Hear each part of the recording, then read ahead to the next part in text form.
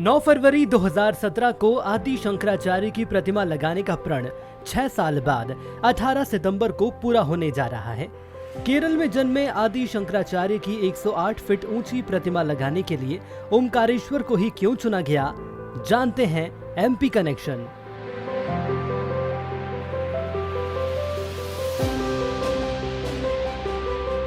मध्य प्रदेश में 4 स्थानों को उन्होंने स्पर्श किया है। ओमकारेश्वर, अमरकंटक, उज्जैन और रीवा में एक जगह है पचमढ़ा। 8 वर्ष की उम्र थी आचार्य शंकर की। उनके मन में अपने गुरु की खोज का भाव जागृत हुआ और उन्होंने माता से अपनी आज्ञा लेकर गुरु की खोज में वो वहाँ से पैदल निकले और पैदल चलते हुए वो अमरकंटक से आचार्य गोविंद भगवत पाद से मिलना हुआ और आचार्य गोविंद भगवत पाद से ही उनको संन्यास दीक्षा मिली। आदि शंकराचार्य को शंकर का अवतार माना जाता है। उन्होंने भारत की अखंड यात्रा के जरिए अद्वैत वेदांत के दर्शन को समझाने की कोशिश की। अद्वैत वेदांत दर्शन का मतलब ये है कि जहाँ दो नहीं है, हम सब एक हैं, हम सब में एक ब्रह्म है।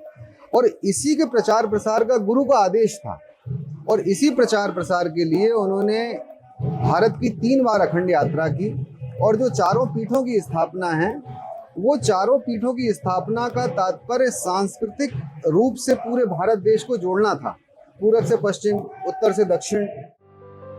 23,000 ग्राम पंचायत से गुजरी एकात्म यात्रा के जरिए संग्रहित की गई धातु के मिश्रण को इस स्टैच्यू में समाहित किया गया है।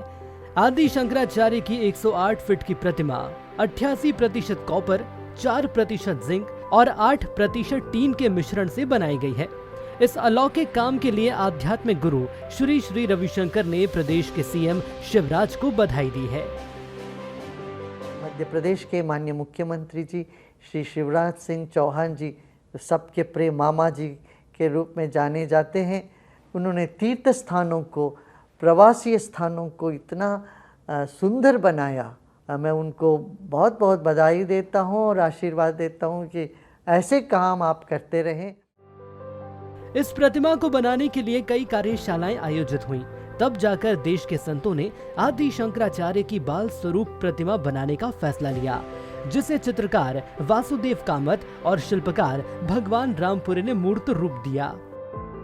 यहीं पर जो एकात्म धाम साकार रूप लेने जा रहा है, हालांकि ये पूरा काम 2026 में पूरा होगा, लेकिन जब ये पूरा हो जाएगा तो जैसे महाकाल में लोग देखने आ रहे हैं, महाकाल में पर्यटन बढ़ गया है, उसी तरह ओंकारेश्वर का भी कायाकल्प होने की उम्मीद जताई जा रही है। संतोष सिंह, दैनिक भास्कर, ओंकारेश्वर।